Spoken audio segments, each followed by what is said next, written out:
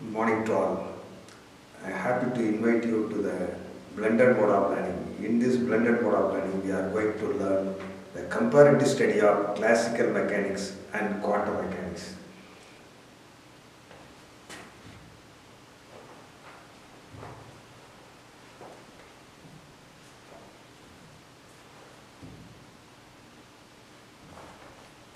The learning objectives are: what are classical mechanics?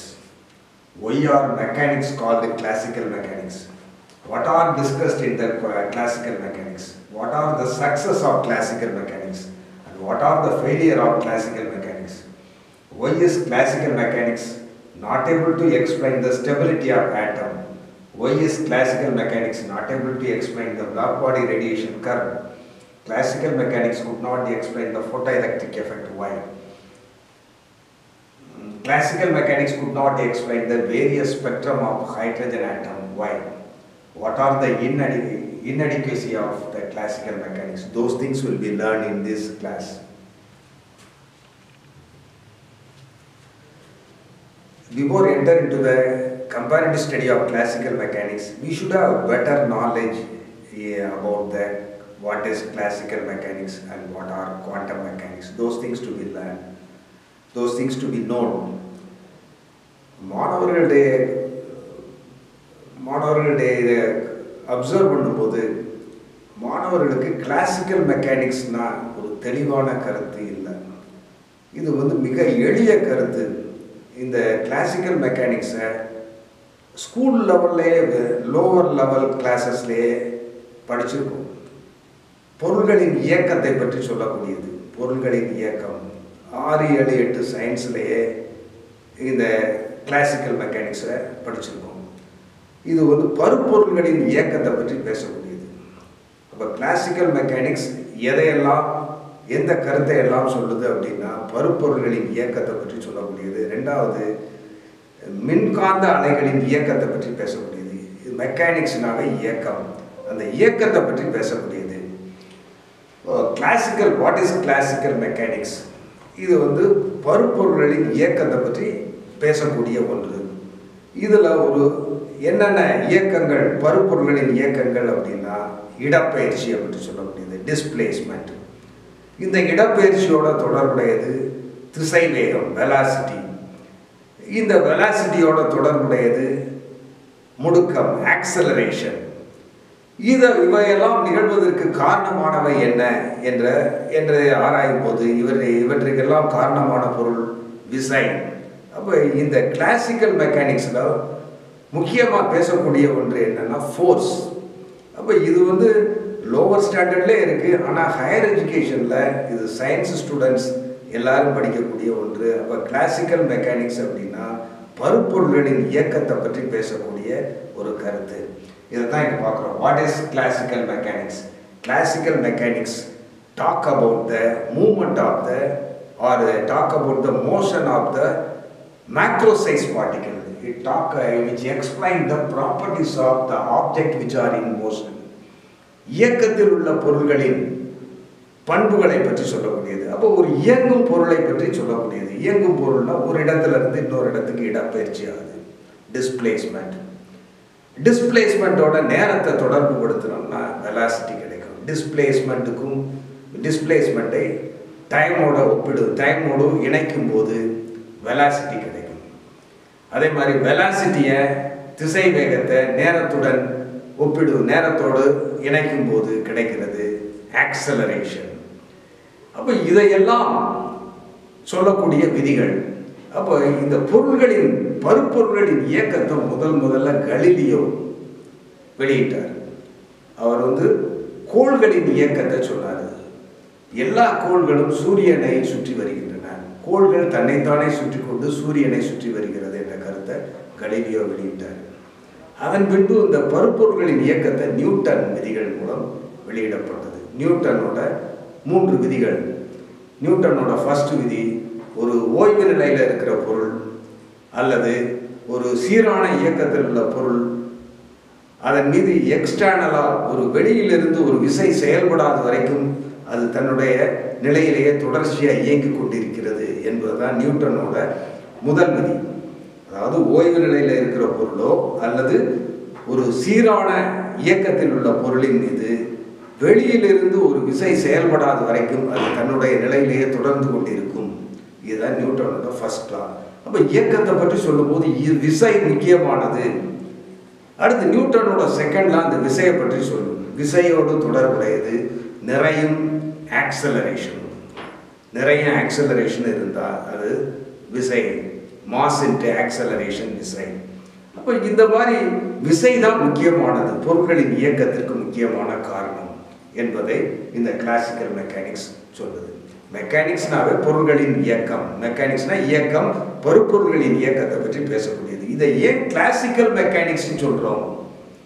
இந்த மெக்கானிக்ஸை classical mechanics, quantum mechanics தோன்றுவதற்கு முன்பு உருவான இயக்கம் பற்றிய கொள்கைகள் பூரா வந்து கிளாசிக்கல் மெக்கானிக்ஸ் என அழைக்கப்படுகிறது. அதாவது கலீலியோ, நியூட்டன், தென் லக்ராஞ்ச், ஹாமில்டன், மேக்ஸ்வெல் இவர்களால் உருவாக்கப்பட்ட விதிகள், இயக்க விதிகளை தான் கிளாசிக்கல் மெக்கானிக்ஸ்னு சொல்கிறோம். இவை யாவும் குவாண்டம் தியரிகள் உருவாகும் போது, குவாண்டம் கொள்கைகள் உருவாவதற்கு முன்பு தோன்றியவை, அவை தான் கிளாசிக்கல் மெக்கானிக்ஸ். அப்போ கிளாசிக்கல் மெக்கானிக்ஸ்னா என்ன அப்படிங்கிறது ஒரு தெளிவான கருத்து இருக்கணும். பருப்பொருள்களின் இயக்கத்தை பற்றி பேசக்கூடியது. இந்த கிளாசிக்கல் மெக்கானிக்ஸில் ரெண்டு பொருள்களோட இயக்கத்தை சொல்கிறோம்.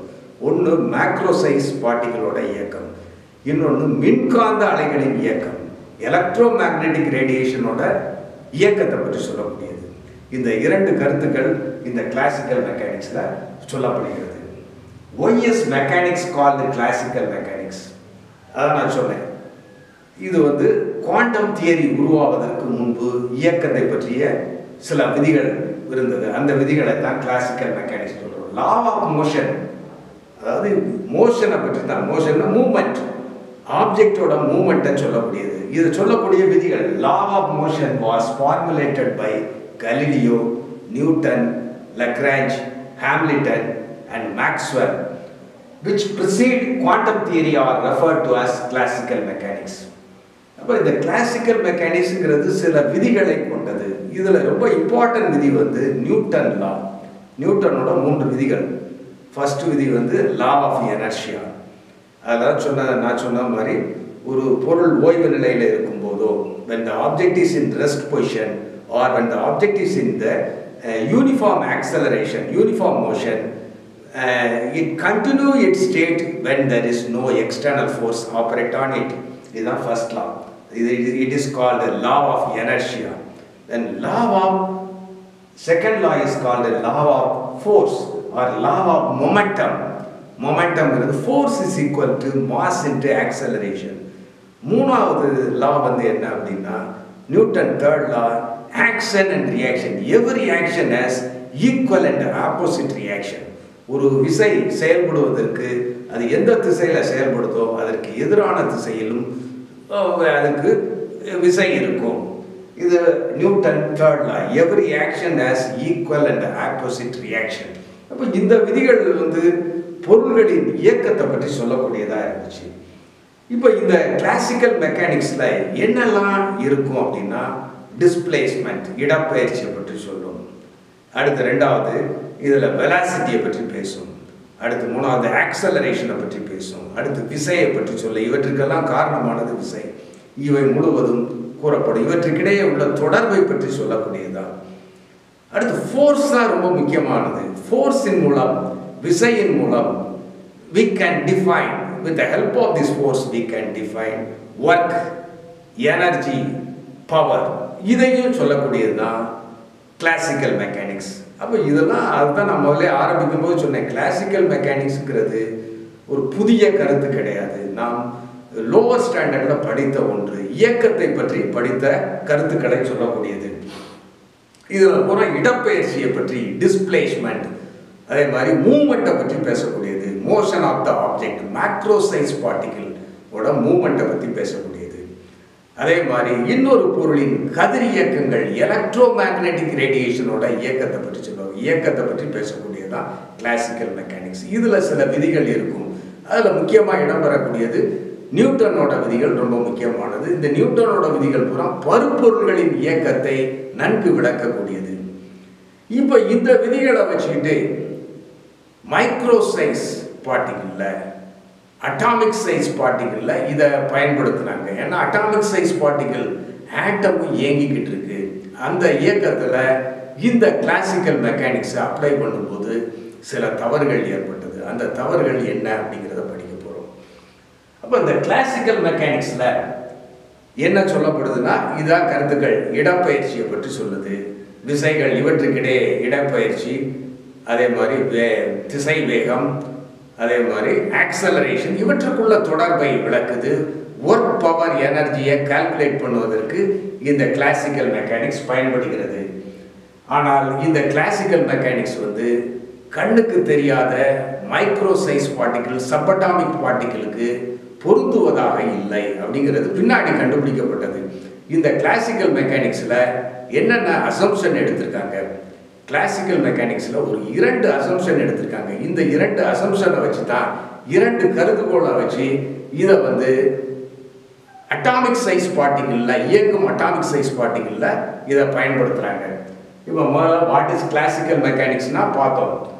It talks about the properties of object which are in motion, and also it talks about the movement of, it also talks about the property of electromagnetic radiation such as velocity, frequency, wavelength.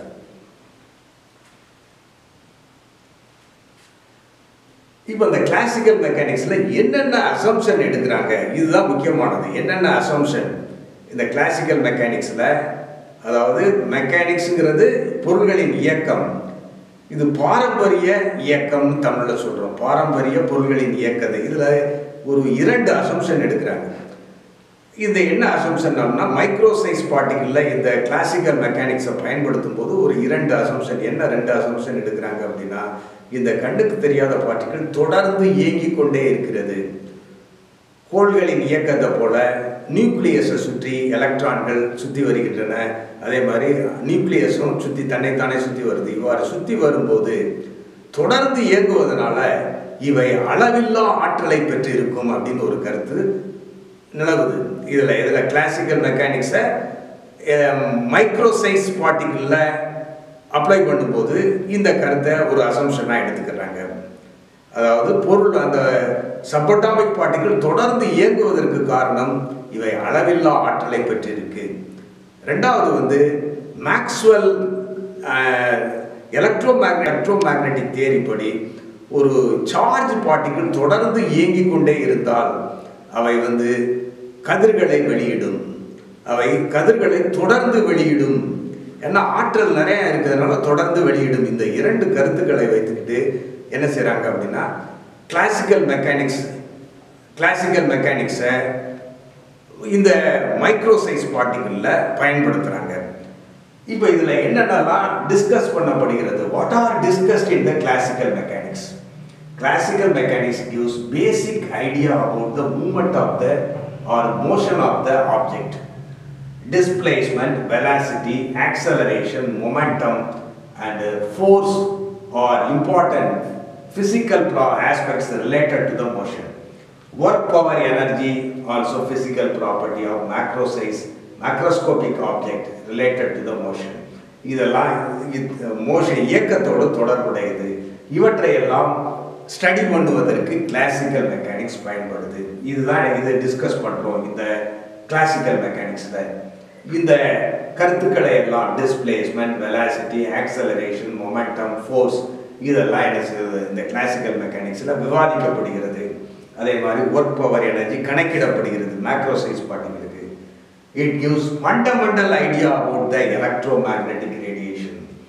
மின்காந்த அலைகளின் அடிப்படை கருத்துக்களை விவரிக்கிறது. ரேடியேஷன்னா என்ன அப்படின்னு சொல்றது? Radiation is a form of energy. It also gives the idea about the propagation of the radiation. எப்படி அந்த ரேடியேஷன் ப்ரொபகேட் ஆகுது, நகர்கிறது என்பதை சொல்லுது. ரேடியேஷன் வந்து மின்காந்த அலைகளாக நகர்கிறது. இந்த அலைகளை வச்சு அதனுடைய பண்புகள் சிலவற்றை வேவ்லென்த், ஃப்ரீக்வன்சி, அவற்றோட வெலாசிட்டி, இந்த 3ஐயும் தொடர்புபடுத்தி சொல்லுது. அடுத்து நான் சொன்ன முக்கியமான assumption, classical mechanics allows energy to have any desired value. இந்த மைக்ரோ சைஸ் பார்ட்டிகிளில் தொடர்ந்து இயங்குவதனால் அவை அதிக ஆற்றலை பெற்றிருக்கு அப்படிங்கிற கருத்தை இதில் வைக்கிறாங்க. கிளாசிக்கல் மெக்கானிக்ஸ் படி வைக்கிறாங்க. கிளாசிக்கல் மெக்கானிக்ஸ் படி ஒரு தொடர்ந்து ஒரு பொருள் இயங்குதுன்னா இது ஜஸ்ட் லைக் அ மேக்ரோ சைஸ் பார்ட்டிகல். ஒரு பொருள் தொடர்ந்து இயங்கிட்டே இருக்குன்னா அதிக ஆற்றலுடன் இருக்கும் அப்படிங்கிற கருத்து. அதுதான் இங்கே சொல்கிறாங்க. Classical mechanics allows energy to have a desire value. அடுத்து கிளாசிக்கல் மெக்கானிக்ஸ் predict a precise trajectory for particle. இயங்கும் பார்ட்டிகள் ஒரு குறிப்பிட்ட பாதையில் சுற்றி வருது. ஒரு குறிப்பிட்ட பாதையில் அந்த மைக்ரோ சைஸ் பார்ட்டிகள் இயங்கும் போது சுற்றி வருகிறது.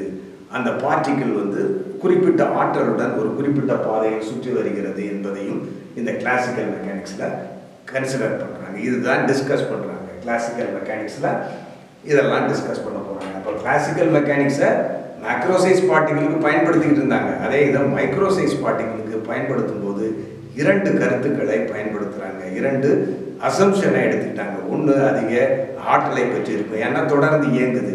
ரெண்டாவது அந்த சார்ஜ் பார்ட்டிகளாக இருக்கிறதுனால அது தொடர்ந்து இயங்கும் போது கதிர்களை வெளியிடுகின்றன. கதிர்களை தொடர்ச்சியாக வெளியிடுகிறது. இதுதான் மேக்ஸ்வெல்லோட கான்செப்ட். இந்த ரெண்டையும் பயன்படுத்தி மைக்ரோ சைஸ் பார்ட்டிகளோட இயக்கத்தை விவரிக்க போறாங்க. Then what are the success of the classical mechanics? Classical mechanics ஓட வெற்றியை பருப்பொருள்களுக்கு மட்டும்தான். மைக்ரோ சைஸ் பார்ட்டிகள்ல ரொம்ப தெளிவா விளக்க முடியல. Classical mechanics laws are successful in explaining motion of the macroscopic particle. It is successful in finding the relationship between distance, velocity, displacement, velocity, acceleration, momentum, and also with the help of this classical mechanics, work power energy can be calculated. Classical mechanics also talk about the property of electromagnetic radiation, such as velocity, frequency, wavelength, and also derive the relationship among them. Nu is equal to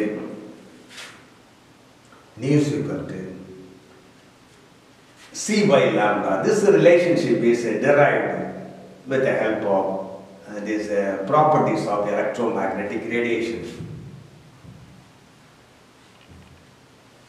Then another one successful of this classical mechanics is this electromagnetic radiation propagate from one place to another place as a wave. It can be the existence of wave nature of electromagnetic radiation is successfully proved by interference, diffraction, polarization experiment. This experiment proves that this electromagnetic radiation propagate one place to another place as a wave. Then failure of classical mechanics. It could not explain some of the aspects in the micro size particle. Classical mechanics could not explain the stability of atom, Rutherford atom model. In the Rutherford atom model, nucleus is a tiny one. Around the nucleus there may be a lot of empty space. In that empty space, electron revolving around the nucleus in a particular path. That path is called the orbit. It continuously revolve around the nucleus. Therefore, the energy of the revolving electron is a the revolving electron to have a desired value of energy. அதுக்கு அதிகப்படியான ஆற்றல் இருக்கும் என்ற கருத்தை எடுத்துக்கிட்டாங்க. அப்போ இந்த மாதிரி அதிகப்படியான ஆற்றலை கொண்ட எலக்ட்ரான் சுழண்டு கொண்டு இருக்கும்போது according to Maxwell theory, according to Maxwell electromagnetic radiation concept, this charged particle revolving around the nucleus, it emits radiation continuously. அது என்ன செய்யும்? கதிர்களை தொடர்ந்து வெளியிடும் என்ற கருத்தும் நிலவியது. அவ்வாறு தொடர்ந்து ஆற்றலை வெளியிட்டால் stability, we can't explain the stability of the atom. Energy, it will emit radiation. Energy, it emits the radiation, emits the energy in the form of radiation. Energy radiation வெளியிடும் போது ஆற்றலில் குறைவு ஏற்படுகிறது. அந்த ஆற்றலில் குறைவு ஏற்படும் பொழுது it moves towards the nucleus. This electron moves towards the nucleus. Finally, it falls into the nucleus. Therefore, this model, Rutherford atom model, based on the classical mechanics concept, Rutherford applied the classical mechanics concept. Based on this classical mechanics concept, we can't explain the stability of the atom. On the other hand, the atom is a stable one, but based on this classical mechanics, we can't explain the stability of the atom. That is one of the lacuna of this classical mechanics. Then another one, this classical mechanics failed to explain the motion of microscopic and not observable. Microscopic means very small object that cannot be observable one and not distinguishable object. These microscopic objects, when we apply classical mechanics, it is not suitable for explaining the property of microscopic object. Then classical mechanics are not able to explain the black body radiation. Black body is a one that observe radiation and emit radiation. That black body is a one object that is made up of atoms. That atom will observe radiation, then it emit radiation. It may be due to the motion of the atomic particle. Due to the movement of the atomic particle, it emit radiation. According to classical mechanics, that atom, black body observe radiation and emit radiation continuously. If it emit radiation continuously, here black body emit radiation, those radiations are drawn as a graph.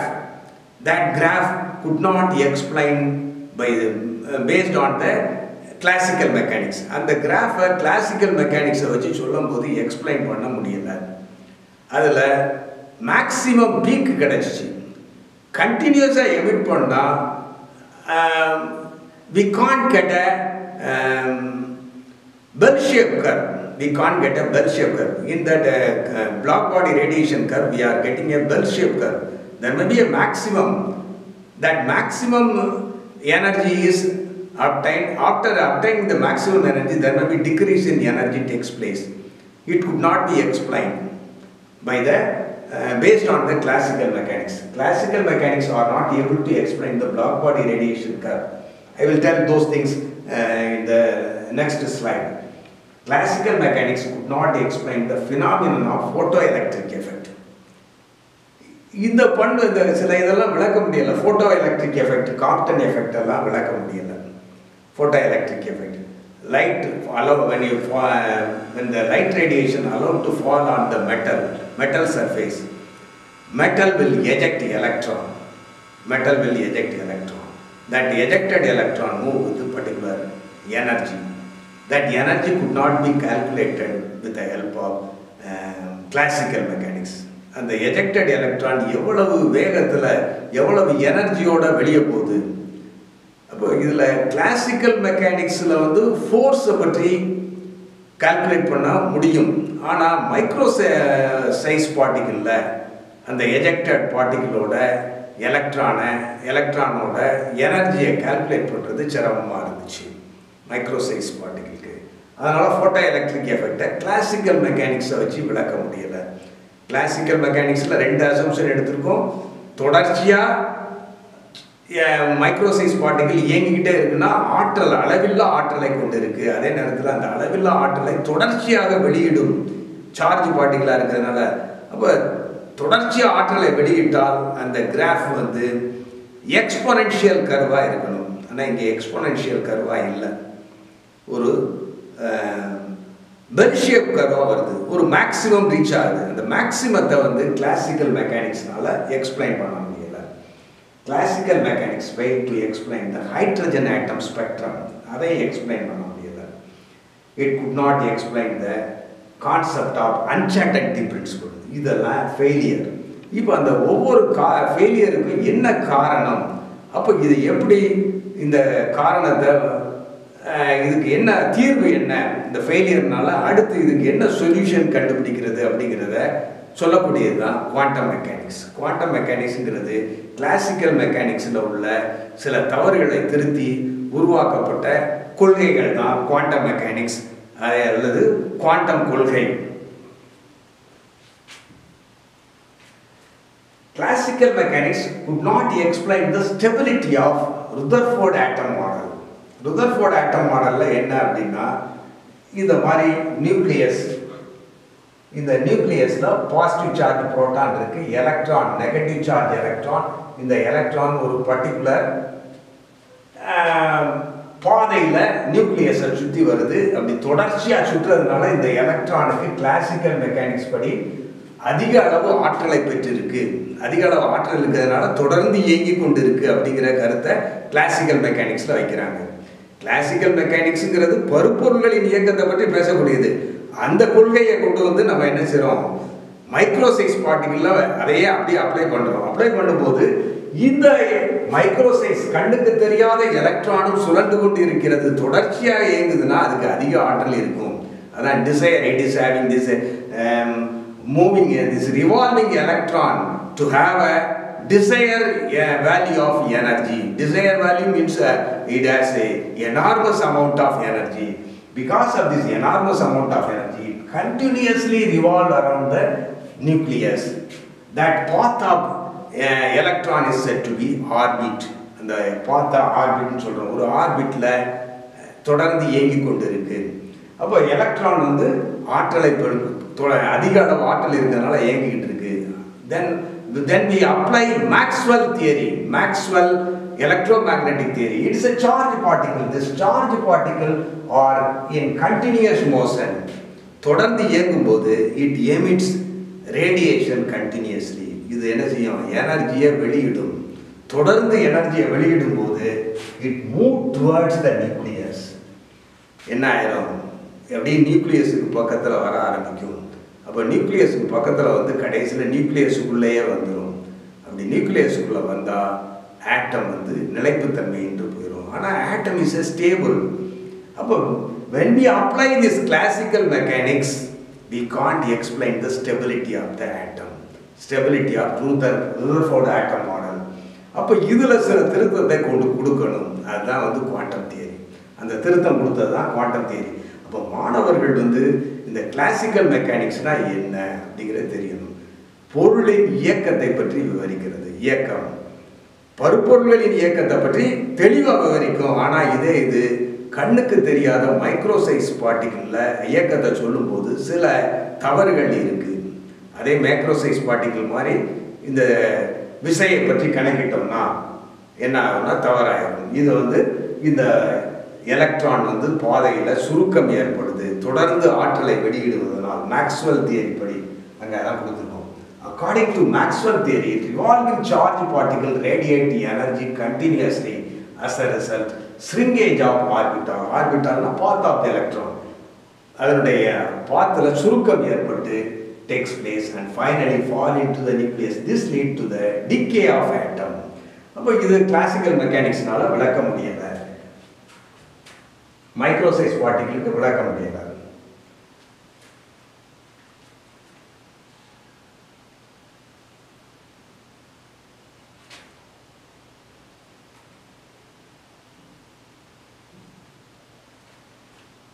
இதுல எதெல்லாம் இன்அடிக்வசியா இருந்துச்சு, classical mechanics வந்து சரியா விளக்க முடியல அப்படின்னா, it does not hold for region of atomic dimension.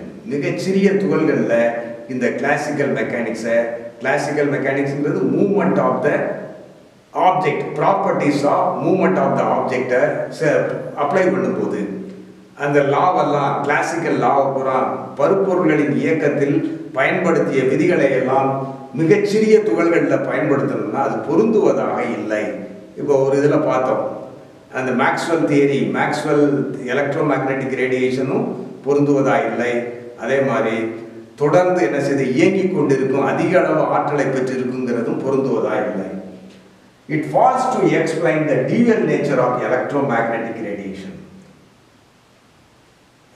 It fails to explain in the classical mechanics. இந்த electromagnetic radiation இருவிதமான பண்புகளை பெற்றிருக்கு அப்படிங்கிறத சொல்றாங்க. அதுக்கும் இது கிளாசிக்கல் மெக்கானிக்ஸ்ல பொருந்துவதா இல்லை. It could not explain the observed spectrum of black body radiation. Black body ரேடியேஷன்ல ஒரு ஸ்பெக்ட்ரம் கிடைக்கும், அந்த ஸ்பெக்ட்ரத்தில் ஒரு மேக்சிமம் பீக் கிடைக்கும். அந்த மேக்சிமம் பீக்கை வந்து கிளாசிக்கல் மெக்கானிக்ஸ்னால விளக்க முடியாது. அக்கார்டிங் டு கிளாசிக்கல் மெக்கானிக்ஸ் அந்த மாதிரி பெல் ஷேப் கர்வ் கிடைக்காம ஒரு எக்ஸ்போனன்ஷியல் கர்வாக கிடைக்கணும். ஆனால் இங்கே பெல் ஷேப் கர்வ் கிடைக்கும். அதனால் கிளாசிக்கல் மெக்கானிக்ஸ்னால விளக்க முடியல. அதை variation of specific heat of solids with temperature is not explained. இந்த ஸ்பெசிஃபிக் ஹீட்டையும் ஒவ்வொரு பொருளுக்கும் ஸ்பெசிஃபிக் ஹீட் வெவ்வேறு அளவாக இருக்கும். அதையும் என்ன செய்ய முடியல, விளக்க முடியல. It could not explain the origin of the discrete spectra of hydrogen. Hydrogen spectrum, hydrogenல நிறைய ஸ்பெக்ட்ரம் கிடைக்கும். அந்த ஸ்பெக்ட்ரத்தை பூரா நிறைய லைன்கள் கிடைக்கும். அந்த லைன்களை பூரா இந்த கிளாசிக்கல் மெக்கானிக்ஸ்னால விளக்க முடியல. ஃபோட்டோ எலக்ட்ரிக் எஃபெக்ட், காப்டன் எஃபெக்டை விளக்க முடியல. இதெல்லாம் இன்அடிக்குவசி ஆஃப் கிளாசிக்கல் மெக்கானிக்ஸ். இப்போ விளக்க முடியலைன்னு சொல்கிறோம். அது ஏன் விளக்க முடியலை, அதை விளக்குவதற்கு பயன்பட்ட குவாண்டம் தியரி எவ்வாறு விளக்குச்சு அப்படிங்கிறதை பார்க்க போகிறோம். இப்போ அதனால் என்ன செய்யறோம்னா, இந்த குறைபாடுகளை நீக்கி ஒரு புதிய கொள்கையை உருவாக்குறோம். இதெல்லாம் இந்த கலீலியோவோட, நியூட்டனோட, லக்ராஞ்சோட, ஹாமில்டனோட, மேக்ஸ்வெல் உருவாக்கிய இந்த இயக்கம் பற்றிய விதிகளின் பின்பு தோன்றியது. அதில் உள்ள குறைபாடுகளை நீக்கி மைக்ரோசைஸ் பார்ட்டிகளோட பண்புகளை விளக்குவதற்கு சில புதிய கொள்கைகளை உருவாக்குனாங்க. அதுதான் quantum mechanics. Quantum mechanics talk about the properties of microscopic particle such as atom, molecule, nucleus, electron. இந்த மிகச்சிறிய துகள்களோட பண்புகளை விளக்குவதற்கு பயன்பட்ட கொள்கை அதுதான் குவாண்டம் மெக்கானிக்ஸ். அதனுடைய பண்புகளை விளக்குவதற்கு quantum theory explain the motion of microscopic particle. Microscopic பார்ட்டிகளோட இயக்கத்தை விளக்குவதற்கு ஒரு புதிய கொள்கை உருவாக்கப்பட்டது. அதுதான் குவாண்டம் மெக்கானிக்ஸ், அதுதான் குவாண்டம் தியரி. கிளாசிக்கல் மெக்கானிக்ஸை பயன்படுத்தணும்னா சில அணுவோட நிலைப்புத்தன்மையை விளக்க முடியல. பிளாக் பாடி ரேடியேஷன் நம்ம அது என்னன்னு பார்க்கல. பிளாக் பாடி ரேடியேஷனோட அதில் கிடைக்கிற ஸ்பெக்ட்ரத்தை விளக்க முடியலை. ஃபோட்டோ எலக்ட்ரிக் எஃபெக்டை விளக்க முடியலை.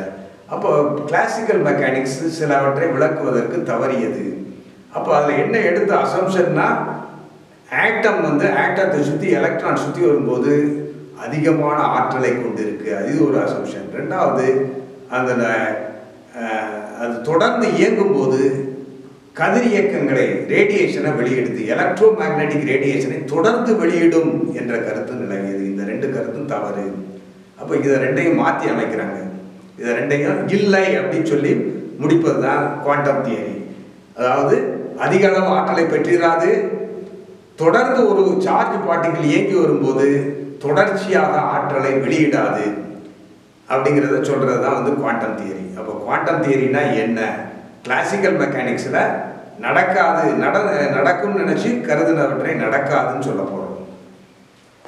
இதை யார் முதல்ல சொல்கிறேன்னா Max Planck. Max Planck suggest that particle nature of electromagnetic radiation. Electromagnetic ரேடியேஷன்னா கிளாசிக்கல் தியரியில் அது வேவ் தான் கருதுனாங்க. கிளாசிக்கல் மெக்கானிக்ஸில் எலக்ட்ரோ மேக்னெட்டிக் ரேடியேஷன்னா ஒரு அலை. இங்கே என்ன சொல்கிறாங்கன்னா குவாண்டம் மெக்கானிக்ஸில் மேக்ஸ் பிளாங்க் அது அலை கிடையாது, துகள்களை கொண்ட அலை. Particle nature of all electromagnetic radiation, which is popularly known as quantum theory. அப்போ எலக்ட்ரோமேக்னெட்டிக் ரேடியேஷன்ங்கிறது இருவிதமான பண்புகளை கொண்ட அலை. அலைகளுக்குரிய பண்பு இருக்கும், துகள்களுக்குரிய பண்புகளையும், துகள்கள் போலவும் செயல்படும், வேவாகவும் செயல்படும். இதுதான் குவாண்டம் தியரி. அப்போ மேக்ஸ் பிளாங்கோட கருத்து என்ன? இதுதான் குவாண்டம் தியரியோட ஆரம்பம். Quantum theory electro magnetic radiation இரண்டு விதமான பண்புகளை கொண்டிருக்கு. பார்ட்டிகிள் நேச்சரையும் கொண்டிருக்கு, வேவ் நேச்சரையும் கொண்டிருக்கு. இதைத்தான் குவாண்டம் தியரின்னு சொல்கிறோம். அப்போ this theory explain the behaviour of matter and energy. அதாவது துகள்களையும் அவற்றின் ஆற்றலையும் விளக்கக்கூடியது. இதுதான் முக்கியமானது. கிளாசிக்கல் மெக்கானிக்ஸில் ஃபோர்ஸை பற்றி பேசுவோம். ஃபோர்ஸில் இருந்து எனர்ஜிக்கு வருவோம், பருப்பொருள்களுக்கு. ஆனால் சப்பட்டாமிக் பார்ட்டிகிள், மைக்ரோசைஸ் பார்ட்டிகளுக்கு எனர்ஜி கால்குலேட் பண்ணுறது கொஞ்சம் கஷ்டமாக இருந்துச்சு. எனர்ஜி கால்குலேட் பண்ணுறது. அப்போ ஃபோர்ஸ் பற்றி சொல்லும்போது இரண்டு விதமான ஃபோர்ஸ்கள் இருக்கும். இரண்டு விதமான ஃபோர்ஸ்கள், மைய விலக்கு விசை, மைய நோக்கு விசை. Centrifugal force, centripetal force. மையத்தை விட்டு விலக்கி மையத்தை விட்டு இழுக்கக்கூடிய ஒரு விசை, மையத்தை நோக்கி இழுக்கக்கூடிய விசை. இந்த ரெண்டு சென்ட்ரிஃபியூகல் ஃபோர்ஸ், சென்ட்ரிஃபெடல் ஃபோர்ஸ், இந்த கிளாசிக்கல் மெக்கானிக்ஸை வச்சு ஒரு சிறிய ஆட்டத்துக்கு எவ்வளவு எனர்ஜி இருக்குங்கிறத கால்குலேட் பண்ணவும் செஞ்சாங்க. போர் வந்து கிளாசிக்கல் மெக்கானிக்ஸை பயன்படுத்தியே சிறிய ஆட்டத்துக்கு எவ்வளவு எனர்ஜி இருக்கும், அந்த சிறிய ஆட்டத்தோட ரேடியஸ் என்ன அப்படிங்கிறதெல்லாம் கணக்கிட்டாங்க கிளாசிக்கல் மெக்கானிக்ஸை பயன்படுத்தியே. ஆனால் சில திருத்தங்களை, இந்த குவாண்டம் மெக்கானிக்ஸில் வந்து சில திருத்தங்களை பயன்படுத்தி இதை என்ன செஞ்சார், கிளாசிக்கல் மெக்கானிக்ஸ்லேயே கணக்கிட செஞ்சாங்க. இப்போ கிளாசிக்கல் மெக்கானிக்ஸ்லேயும் தவறுன்னு இருந்தாலும் சப்பாட்டாமிக் பார்ட்டிகளுக்கு எவ்வளவு எனர்ஜி இருக்குங்கிறத கால்குலேட் பண்ண முடியும், கால்குலேட் பண்ணியிருக்காரு போர். அப்போ இது வந்து ஒரு பெரிய அச்சீவ்மெண்ட். கிளாசிக்கல் மெக்கானிக்ஸ் தவறான கருத்துக்களை கொண்டிருந்தாலும் அதில் சில திருத்தங்களை பயன்படுத்தி, திருத்தங்களை அறிவித்து, அந்த திருத்தங்களின் மூலம் மைக்ரோஸ்கோபிக் பார்ட்டிகளுக்கு எனர்ஜி என்ன, கிளாசிக்கல் மெக்கானிக்ஸை பயன்படுத்தி எனர்ஜி கால்குலேட் பண்ணியிருக்காரு, ரேடியஸையும் போர் கால்குலேட் பண்ணியிருக்காரு. அப்போ இது குவாண்டம் தியரியோட முக்கியமான application, matter and energy of subatomic particle. இப்போ இவர் தான் திருத்தத்தை கொடுக்குறாரு. என்ன திருத்தம் அப்படின்னா, கிளாசிக்கல் மெக்கானிக்ஸில் ஒரு சார்ஜ் பார்ட்டிகள் தொடர்ந்து இயங்கி கொண்டிருந்தால் அது தொடர்ச்சியாக ஆற்றலை வெளியிடும், தொடர்ச்சியாக ஆற்றலை வெளியிடும் சொன்னாங்க. அப்படி ஆற்றலை தொடர்ச்சியாக வெளியிட்டோம்னா அதனுடைய பாதையில் சுருக்கம் ஏற்பட்டு கடைசியில் அணுவினோட கருவுக்குள்ளே வந்து விழுந்துடும். இது தவறு. அப்போ மேக்ஸ் பிளாங்க் அதில் ஒரு திருத்தத்தை கொண்டு வர்றாரு. அதுதான் பிளாக் பாடி ரேடியேஷனில். Black body or atom or molecule observe or emit energy not continuously. Observe energy not continuously. இது தொடர்ச்சியாக ஆற்றலை உட்கிரகிக்கவோ ஆற்றலை வெளியிடவோ முடியாது. பிறகு எப்படி ஆற்றலை வெளியிடும்? Not continuously, but it is a discontinuous manner. எனர்ஜியை எப்படி வெளியிடும்னா விட்டு விட்டு வெளியிடும். அப்போ விட்டு விட்டு வெளியிடும் அப்படிங்கிற கருத்து தான் இந்த பிளாக் பாடி ரேடியேஷன் கர்வ்ல ஒரு மேக்ஸிமம் பீக் இருக்குங்கிறத விளக்குது. Not continuously, but it is a discontinuous manner. Black body or atom emit or absorb energy. இது எனர்ஜியை உட்கரைப்பதோ வெளியிடுவதோ எப்படி வெளியிடுதுன்னா, small bundle of energy, small packet of energy, சின்ன சின்ன ஆற்றல் கட்டுக்களாக உட்கரைக்கிறது, சின்ன சின்ன ஆற்றல் கட்டுக்களாக வெளியிடுது. இதுதான் முக்கியமான கான்செப்ட் குவாண்டம் தியரியில். மைக்ரோசைஸ் பார்ட்டிகள் வந்து எனர்ஜி அப்சர்வ் பண்ணுதுன்னா அதிகமாக அப்சர்வ் பண்ணாது, தொடர்ச்சியாக அப்சர்வ் பண்ணாது, சிறு சிறு ஆற்றல் கட்டுக்களாக அப்சர்வ் பண்ணுது. அதாவது டிஸ்கண்டினியூஸ் மேனர். அப்சர்வ் பண்ணுறது விட்டு விட்டு என்ன செய்யுது, எனர்ஜி அப்சர்வ் பண்ணுது. திஸ் பாக்கெட் ஆஃப் எனர்ஜி, இந்த ஆற்றல் கட்டுகளுக்கு என்ன பேரு? This packet of energy are called quanta. குவாண்டானா அளவு. ஒரு குறிப்பிட்ட அளவு ஆற்றலை தான் உட்கிரகிக்க முடியும், ஒரு குறிப்பிட்ட அளவு ஆற்றலை தான் வெளியிட முடியும். கிளாசிக்கல் மெக்கானிக்ஸில் இதுதான் தவறு. ஒரு சுழலும் சப்பாட்டாமிக் பார்ட்டிகள் வந்து அதிக அளவு ஆற்றலை கொண்டிருக்குன்னாங்க. இதில் வந்து என்ன சொல்கிறாரு அப்படின்னா, ஒரு குறிப்பிட்ட அளவு ஆற்றலை தான் கொண்டிருக்க முடியும். அதுதான் குவாண்டா. குவாண்டாவுக்கு பேர் என்ன அப்படின்னா, இட் இஸ் கால்டு ஃபோட்டான். அந்த ஆற்றலின் அளவை என்ன சொல்கிறோம் அப்படின்னா, this packet of energy is also called photon. இதுதான் குவாண்டம் தியரி. அப்போ குவாண்டம் தியரி வந்து அங்கே உள்ள கிளாசிக்கல் மெக்கானிக்ஸில் உள்ள 2 அசம்ஷனை திருத்தி அமைக்குது. என்ன அப்படின்னா, மைக்ரோஸ்கோபிக் பார்ட்டிகளில் எலக்ட்ரான் நியூக்ளியஸை சுற்றி வருது. அப்படி சுற்றி வரும்போது கிளாசிக்கல் மெக்கானிக்ஸில் தொடர்ந்து இயங்கிக் கொண்டே இருப்பதனால அதிக அளவு ஆற்றலை பெற்றிருக்குன்னு கிளாசிக்கல் மெக்கானிக்ஸ் சொல்லுது. குவாண்டம் தியரி என்ன சொல்லுதுன்னா, அதிக அளவு ஆற்றல் கிடையாது, ஒரு குறிப்பிட்ட அளவு ஆற்றல். அந்த குறிப்பிட்ட அளவு ஆற்றலுக்கு பேர் தான் குவாண்டா. அந்த குறிப்பிட்ட அளவுக்கு ஆற்றலுக்கு பேர் குவாண்டா ஆர் போட்டான் ஆர் பாக்கெட் ஆஃப் எனர்ஜி. அதே நேரத்தில் இன்னொன்று, அந்த மேக்ஸ்வெல் கருத்துப்படி எலக்ட்ரான் சார்ஜ் பார்ட்டிகள் இது தொடர்ந்து இயங்கும் போது கதிர்களை தொடர்ந்து வெளியிடும் அப்படின்னு சொன்னாங்க. கிளாசிக்கல் மெக்கானிக்ஸ் மேக்ஸ்வெல் தியரி படி ஒரு சுழலும் எலக்ட்ரான் தன்னுடைய பாதையில் தொடர்ந்து சுற்றி கொண்டு வந்தால் அது கதிர்களை, எலக்ட்ரோ மேக்னெட்டிக் ரேடியேஷனை தொடர்ந்து வெளியிடும். ஆனால் அது தவறு அப்படின்னு குவாண்டம் மெக்கானிக்ஸில் சொல்கிறாங்க. அது தொடர்ச்சியாக வெளியிடாது, சிறு சிறு ஆற்றல் கட்டுக்களாக வெளியிடும். இந்த ஆற்றல் கட்டுகளுக்கு பேர் குவாண்டா. குவாண்டானா அளவு, குறிப்பிட்ட அளவு ஆற்றலை தான் வெளியிட முடியும்.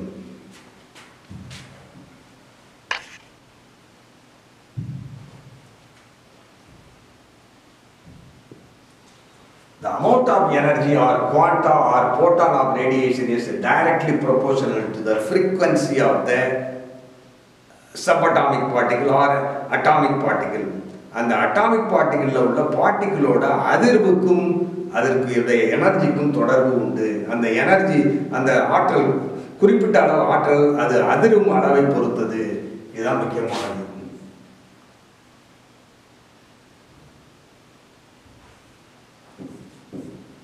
அந்த சப்பட்டாமிக் பார்ட்டிகிள் இயங்கிக் கொண்டிருக்கு, இயங்கும் போது அதிர்வு, அந்த அதிர்வுக்கும் ஆற்றலுக்கும் தொடர்பு உண்டு. அந்த ஆற்றலுக்கும் உள்ள தொடர்பு E is directly, அது பெற்றிருக்கும் ஆற்றல் அதிர்வுக்கு நேரடி தொடர்பை கொண்டிருக்கு. அப்போ ஒரு ஈக்குவேஷன் கொடுக்குறாங்க. இதுதான் வந்து பிளாங்க்ஸ் கொடுத்தது. E is equal to h nu. ஹெச்ங்கிறது பிளாங்க் கான்ஸ்டன்ட். ஹெச்சோட வேல்யூ வந்து 6.626 into 10 power minus 34 joule per second. And n is called quantum number. nங்கிறது ஆர்பிட்டோட எண்ணிக்கை. It's a basic concept of quantum theory. இதுதான் basic concept of quantum theory. Quantum தியரியோட அடிப்படை கருத்து என்னன்னா E is equal to h nu.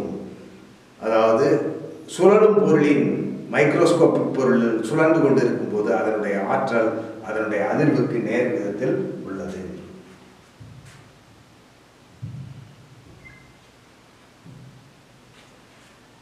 எப்படி classical mechanics இந்த black body ரேடியேஷனை விளக்க முடியல அப்படிங்கிறத இங்கே சொல்ல போகிறோம். Classical mechanics could not explain the peak of the black body radiation curve. இந்த black body radiation curveல இந்த மாதிரி ஒரு பீக் கிடைக்குது. இந்த பீக்கை அதால விளக்க முடியல. பிளாக் பாடி ரேடியேஷன்ல உள்ள ஒரு பீக் கிடைக்கிறத விளக்க முடியல. ஆக்சுவலா இந்த மாதிரி தான் கிடைக்கணும். கிளாசிக்கல் மெக்கானிக்ஸ் படி எக்ஸ்போனன்ஷியலா கிடைக்கணும். அப்படி என்ன செய்யணும்? இது என்ன ரெண்டுக்கும் பிளாக் பாடி ரேடியேஷன்ல வரைஞ்சிருக்காங்கன்னா இன்டென்சிட்டி ஆஃப் லைட் எமிட்டட் அதுக்கும் வேவ் லென்த்துக்கும் வரைபடம் வரைஞ்சிருக்காங்க. இன்டென்சிட்டிக்கும் வேவ் லென்த்துக்கும் inversely related. Intensity of light emitted வந்து அதிகமாகிட்டே போனால் அந்த ரேடியேஷனோட அலை நீளம் குறைஞ்சிக்கிட்டே வருது. இது வெவ்வேறு வெப்பநிலையில எடுத்திருக்காங்க. டெம்பரேச்சரை கூட்டும்போது என்ன ஆகுதுன்னா அலை நீளம், டெம்பரேச்சரை கூட்டும்போது இன்டென்சிட்டி கூடுது, அலை நீளம் குறையுது. அப்போ இந்த 4000 கெல்வின்ல இருக்கும்போது வேவ் லென்த் வந்து அதிகமாக இருக்கு. அதே இது 5000க்கு வரும்போது வேவ் லென்த் குறையுது. டெம்பரேச்சரை கூட்ட வேவ் லென்த் குறைஞ்சிக்கிட்டே வருது, இன்டென்சிட்டி கூடிக்கிட்டே வருது. இன்டென்சிட்டி ஆஃப் எமிட்டட் ரேடியேஷன் கூடிக்கிட்டே வருது. அதே இது 6000 கெல்வின்ல வரும்போது இன்டென்சிட்டி ஹை ஆயிடுச்சு. அப்போ there may be shift in wavelength takes place. இந்த shift in wavelength எல்லாம் சொல்றாங்க classical மெக்கானிக்ஸ்ல. I is inversely related to lambda. ஆனால் இந்த ஸ்பெக்ட்ரத்தில் உள்ள பீக்கை எக்ஸ்பிளைன் பண்ண முடியல. ஏன்னா கிளாசிக்கல் மெக்கானிக்ஸோட கான்செப்டே ஒரு சுழலும் பொருள் தொடர்ந்து என்ன செய்யுது, ஒரு குறிப்பிட்ட பாதையில் சுற்றி வருதுன்னா அது அதிக ஆற்றலை கொண்டிருக்கும். அதனால அது it emits radiation, electromagnetic radiation continuously. அப்போ கண்டினியூஸாக இருந்தால் இந்த மாதிரி பீக் இல்லாமல் இப்படி போய்கிட்டே இருக்கும். பீக் இல்லாமல் ஒரு எக்ஸ்போனன்ஷியலாக போய்கிட்டு இருக்கணும். எக்ஸ்போனன்ஷியல் கர்வாக தான் இருக்கணும். ஆனால் இங்கே பீக் கிடைக்குது. அப்போ இந்த பீக்கை விளக்க முடியலை. அதான் இங்கே சொல்கிறோம். At low wavelength the intensity should become infinite. wavelength குறைய இன்டென்சிட்டி வந்து ரொம்ப இன்ஃபைனைட்டாக போய்கிட்டு இருக்கு.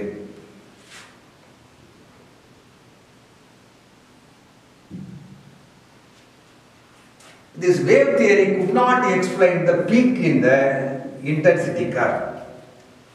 அதை ஏன் விளக்க முடியல அப்படின்னா தொடர்ச்சியா ஆற்றலை வெளியிடணும். ஆனா இங்க ஒரு மேக்சிமம் வந்துருச்சு. இந்த பீக்குங்கிறது எதை குறிக்குதுன்னா மேக்சிமம். ஒரு மேக்சிமமோட நின்றுது. ஆற்றலை வெளியிடுவது, கதிர்களை வெளியிடுவது ஒரு மேக்சிமத்தோட இன்டென்சிட்டி நின்றுது. அதுக்கு மேல போகல. அப்போ ஏன் அதுக்கு மேல போகல அப்படின்னு விளக்க முடியல. கிளாசிக்கல் மெக்கானிக்ஸில் மேக்ஸ்வெல் தியரி படி பார்த்தோம்னா தொடர்ச்சியாக வெளியிடணும். இது தொடர்ச்சியாக வெளியிடாமல் ஒரு குறிப்பிட்ட இடத்தோட நின்றுது. அப்போ தான் குவாண்டம் மெக்கானிக்ஸ் கருத்துப்படி சொல்கிறாங்க. என்ன கருத்தை சொல்கிறாங்க அப்படின்னா,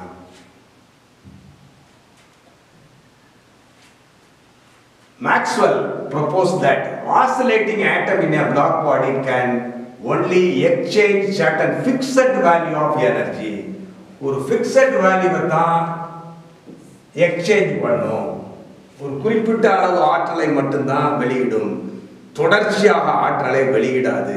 கிளாசிக்கல் மெக்கானிக்ஸில் தொடர்ச்சியாக ஆற்றலை வெளியிடுனாங்க. இது தொடர்ச்சியாக ஆற்றலை வெளியிடாது. ஒரு மேக்சிமத்தில் வந்து நின்றுடும். இதுதான் வந்து அதில் உள்ள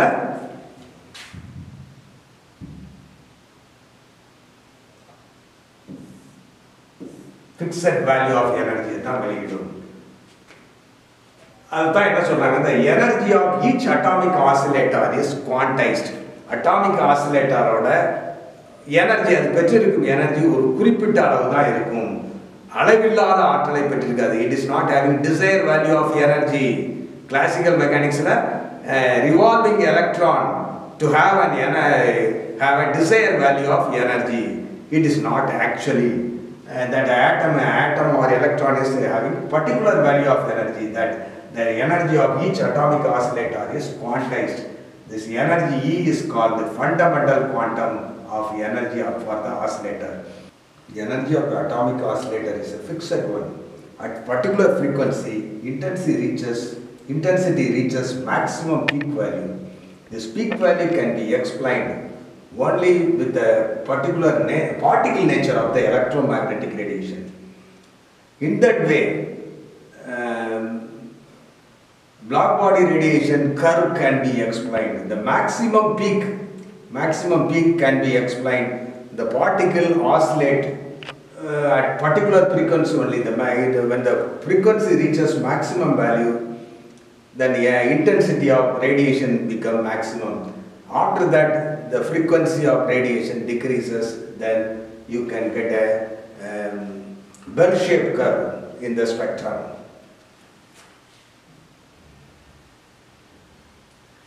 Then what are the advantages of quantum theory? The main advantages of quantum theories are properties of microscopic particles were well explained with the help of this quantum mechanics. Black body radiation curve can be explained very well by the help of quantum mechanics.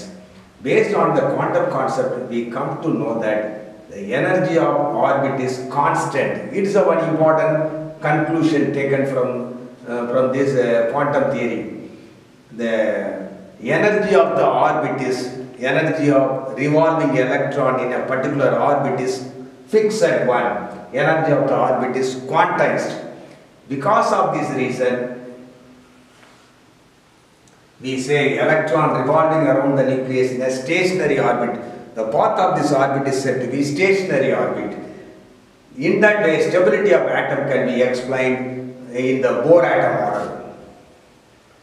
Then particle nature of electromagnetic radiation or quantum concept is used to explain the phenomenon of photoelectric effect and Compton effect.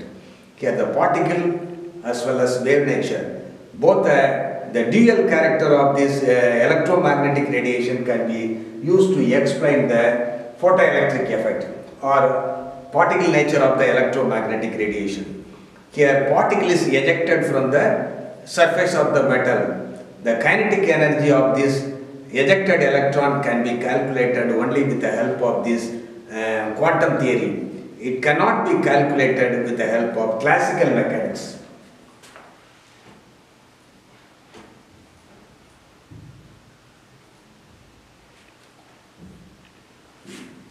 Dual nature of electron can be explained with the help of quantum mechanics. De Broglie proposed the equation which explained the dual nature of the matter. With the help of quantum mechanics, Bohr find the radius of Bohr atom and also calculate the energy of Bohr orbit. With the help of quantum concept, uncertainty in the position and momentum can be calculated. Then, what are the difference or distinguish classical mechanics and quantum mechanics?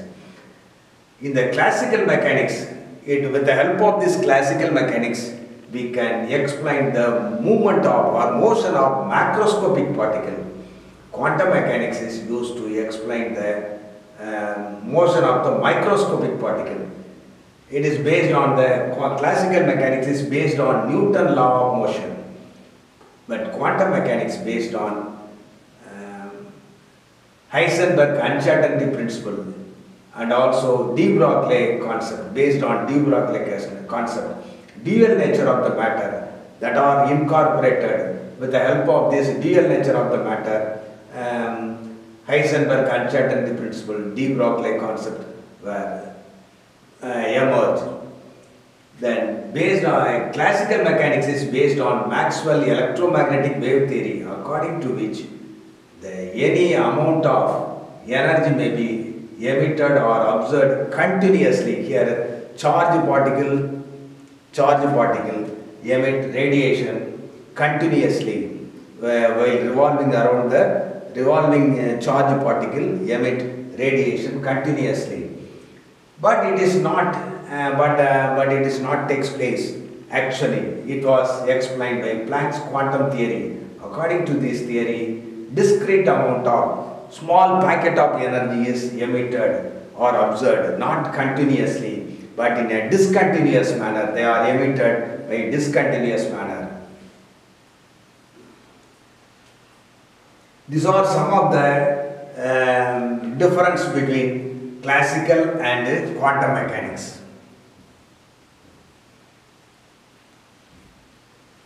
Then explain the photoelectric effect with the help of classical mechanics and quantum mechanics.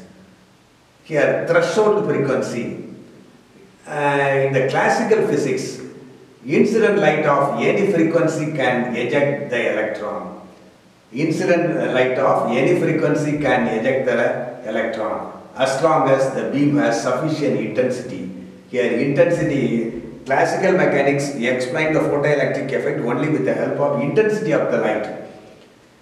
Whereas in the case of quantum physics, to eject an electron, the incident light must have frequency greater than the certain minimum value, that is threshold frequency.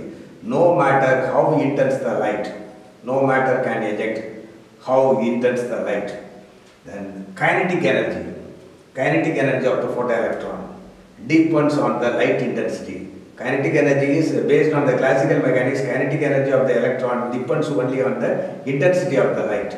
In the quantum physics, kinetic energy of the ejected electron depends on the frequency of the incident light. Then emission of photon. There should be some delay to emit the electron from the metal surface. In the quantum physics, the electrons are emitted spontaneously. Then energy of light, it depends on the light intensity. In the quantum physics, the energy of light depends on the frequency. These are some of the, based on these ideas, photoelectric effect can be explained. Here, in the quantum physics, the kinetic energy of the ejected electron can be calculated only with the help of this quantum mechanics, but it cannot be done in the classical physics. Classical mechanics could not explain the photoelectric effect. The kinetic energy of the ejected electron can be calculated with the help of only quantum theory. Photon of incident radiation of particular frequency is sufficient to eject the electron, and the remaining energy is used to move the electron from the surface. Here one plot will be given. Here, kinetic energy of the photoelectron is plotted against the frequency of the light. Frequency of the incident light. It is given in the graph. This plot indicates that the kinetic energy of the photoelectron increases. Kinetic energy of the photoelectron increases and the frequency of the incident radiation increases. These two are directly related. Kinetic energy of photoelectron is directly related with the incident radiation, frequency of the incident radiation. When we extrapolate the line, we can find the threshold frequency. With the help of this threshold frequency, we can calculate the kinetic energy of the ejected electron that can be obtained from the slope of the curve. Then recapitulation. we have learned what is mechanics. This mechanics is the movement of macro size particle that explain the motion of macro size particle. And why is mechanics called classical mechanics? Here the laws of motion were formulated by Galileo, Newton, Lagrange, Hamilton and Maxwell, which precedes quantum theory, are referred to as classical mechanics. Then we have studied the salient features of classical mechanics. Here some of the important points to be kept in your mind in the classical mechanics. The electrons are revolving around the nucleus. When we apply this classical mechanics to the microscopic particle, electron revolving around the nucleus, the revolution of the electron, it is a continuous one. Therefore, the energy of electron, the revolving electron to have an energy, desired value of energy. It has desired value of energy. That is the important assumption. Then another one assumption is this charged particle revolving around the nucleus. While revolving around the nucleus, it emits radiation continuously. These two are taken in the classical mechanics. These are laws which explain the motion of macroscopic particle and explain the properties of electromagnetic radiation. Then success of classical mechanics, we have learned those things. Then failure of classical mechanics, it could not explain the stability of atom, photoelectric effect, Compton effect, then black body radiation. Then spectral series of hydrogen atom could not be explained with the help of classical mechanics. Those things will be explained only with the help of quantum theory. Each orbit is, the orbital energy of this orbit is fixed at one. The orbital or stationary one. Therefore, it has a definite amount of energy. When you give the energy difference between the two orbits, electron can eject from one orbit to another orbit. Those things will be explained in the Bohr atom model. These are some of the things we have learned in the classical mechanics. Mechanics, motion of the microscopic particle nature of the electromagnetic radiation is popularly known as quantum theory. Black body radiation, photoelectric effect, Compton effect were explained. The particle nature of the electromagnetic radiation. De Broglie equation explained the dual nature of the electron. Different spectral length can be explained only with the help of quantum mechanics.